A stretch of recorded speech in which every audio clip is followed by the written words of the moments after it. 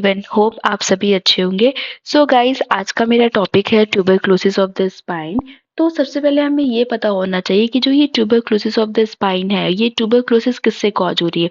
तो जो ये ट्यूबरक्लोसिस है वो कॉज हो रही है माइकोबैक्टीरियम ट्यूबरक्लोसिस से। ओके, अब देखो जो ये अब क्या है कि जो बोन और जॉइंट में ट्यूबरक्लोसिस हो रही है वो ऑलवेज सेकेंडरी इन नेचर होता है।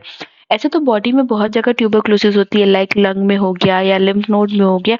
बट जो लंग या इन लिम्फ नोड में हो रहा है वो कैसा होता है, वो प्राइमरी इन नेचर होता है।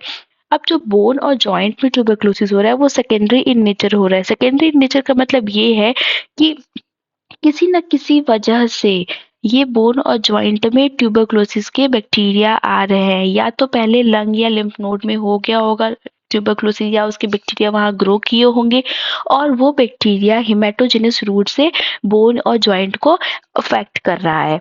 अब हम बात करते हैं इसके लिम्फ अब इसके रिलेटिव एनाटॉमी की।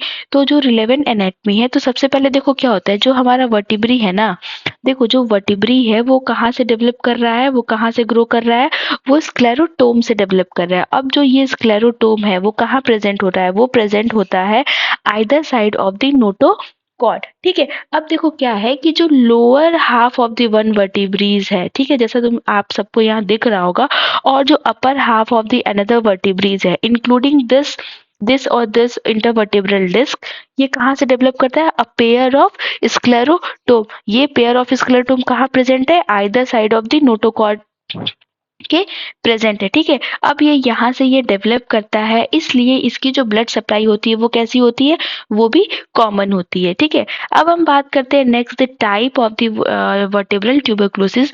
तो बेसिकली 4 टाइप्स के होते हैं। पहला जो है पैराडिस्कल, सेकेंड जो है वो central, third is anterior and the fourth is posterior.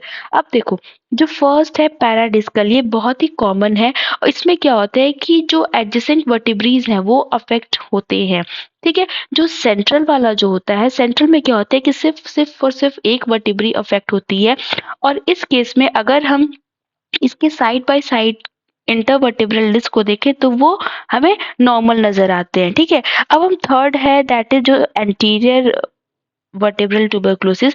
इसमें क्या होता है कि जो बैक्टीरिया का ग्रो कहाँ से ऊपर से नीचे तक, कहाँ पूरा जो एंटीरियर लॉन्गिट्यूडनल लिगामेंट है उसके अलोंग होता है। ठीक है, अब फोर्थ वन है दैट इज पोस्टीरियर।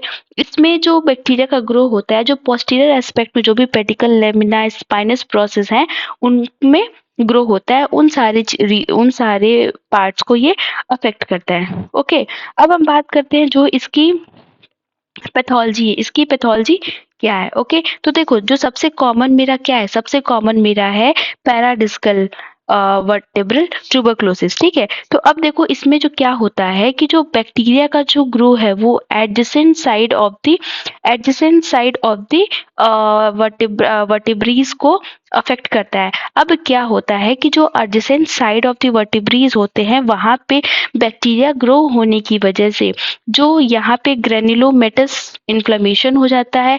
इस इन्फ्लेमेशन होने की वजह से जो ये वर्टिब्रीज के जो मार्जिन्स हैं, जैसा कि आपको दिख रहा होगा, जो मार्जिन्स है वो कैसे इरोड हो जा रहे हैं। ओके, अब हमको ये सबको पता है कि जो इन दोनों वर्टिब्रीज के बीच में क्या प्रेजेंट है, that is disc, intervertebral disc present है। अब इन डिस्क को न्यूट्रिशन कहाँ से मिलता है, एंड प्लेट से इनको इनका न्यूट्रिशन मिलता है। अब जब ये देखो वर्टिब्रीज के जो मार्जिन इरोड हो गया है, इनकी वजह से जो ये इंटरवर्टिब्रल डिस्क है उनका न्यूट्रिशन क्या होता है, कॉम्प्रोमाइज हो जाता है, और उसकी वजह से क्या होता है कि ये जो डिस्क होते हैं वो डिजेनरेट होने लगते हैं, और जैसे जैसे ये बैक्टीरिया ग्रो करता है वैसे वैसे ये डिस्क क्या होते हैं, कम्प्लीटली डिस्ट्रक्शन की तरफ चले जाते हैं। ओके, अब देखो जो इनका वो है ना, जो इनका अब क्या होता है कि जैसे जैसे ये बोन वीक होने लगती है, वर्टिब्रीज वीक होने लगते हैं, तो इनके ऑब्वियसली कि जो इनके ट्रेबिकुलर्स होंगे वो भी वीक होने लगेंगे।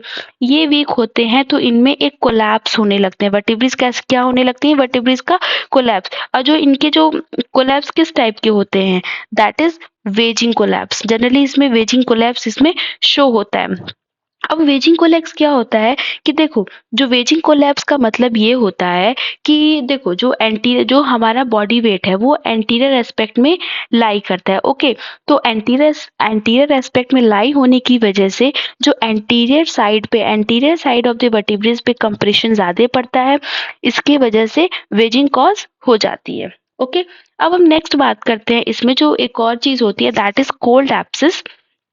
कोल्ड एब्सिस का मतलब ये है कि वर्टिब्रीज में पस का कलेक्शन हो जाना, ठीक है। अब क्या होता है कि जो भी इन्फेक्टेड वर्टिब्रीज होती हैं वहाँ पे पस का कलेक्शन होने लगता है, और इसको कोल्ड एब्सिस बस इसीलिए कहते हैं क्योंकि इसमें कोई भी इन्फ्लेमेशन का साइन नहीं नजर आता है, लाइक इसमें हीट रेडनेस कोई भी प्रेजेंट नहीं होती, ठीक है। अब देखो क्या होता है कि जब इसमें फ्लूइड का एक्युमुलेशन होने लगता है, जब फ्लूइड एक्युमुलेट करने लगती है, जब इसमें पस कलेक्ट होने लगता है, तो अब ये जो पस होगा वो या तो बैकवर्ड जाएगा या तो फॉरवर्ड जाएगा। ये बैकवर्ड जाए या फॉरवर्ड जाए, जिस भी डायरेक्शन में जाए, या तो बैकवर्ड जाए या फॉरवर्ड जाए, जिस भी डायरेक्शन में जाएगा, क्या कॉज करेगा? न्यूरल स्ट्रक्चर को कंप्रेशन कॉज करेगा। ऐसा होता है कि जिस भी डायरेक्शन में ट्रेवल करेगा, न्यूरल कंप्रेशन ये कॉज करेगा, ठीक है। अब देखो जो पस है ना, जो पस अगर तुम्हारा एंटीरियर एस्पेक्ट में ज्यादा कलेक्ट होगा, एंटीरियर एस्पेक्ट से अगर बाहर आएगा तो उसको क्या बोलेंगे? Pre vertebral abscess. अगर ये side of the vertebral body से आएगा तो उसको हम क्या बोलेंगे? Para vertebral abscess. So thank you, this all about